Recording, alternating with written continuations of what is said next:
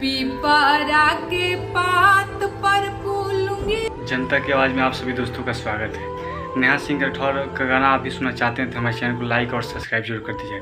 तो आइए नेहा सिंह के झूमर गीत सुनवाते हैं, और वीडियो अच्छा लगेगा तो चैनल को लाइक जरूर कर दीजिएगा। तो आइए फिर सुनते हैं। डोले रे नाना दी फूलूंगिया, डोले रे नाना दी, ओइसे डोले जिया हमार, ए छोटी नाना दी, ओइसे डोले जिया हमार, ए छोटी नाना दी।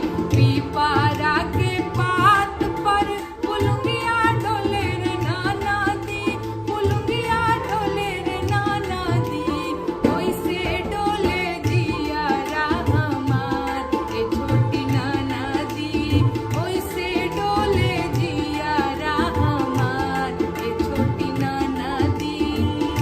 अरे मांग के टिकुलिया भल तेज देबो रे नाना दी, मांगिया के टीका भल तेज देबो रे नाना दी, अरे तेज देबो रे नाना दी।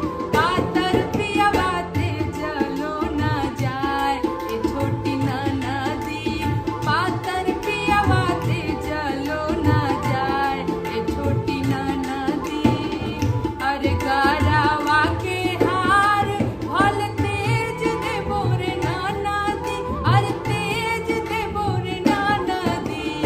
पातर बलमुआ ते चलो ना जाए, ए छोटी अगर नाना। वीडियो अच्छा लगे तो अपने दोस्तों के पास शेयर कीजिएगा कि आपके भी दोस्त भी इस चैनल को सब्सक्राइब कर दें और इंटरटेनमेंट करें। नेहा सिंह के माध्यम से इस चैनल पर हमेशा गाना आता रहता है। तो फिर मिलते हैं नेक्स्ट वीडियो में। जय भारत।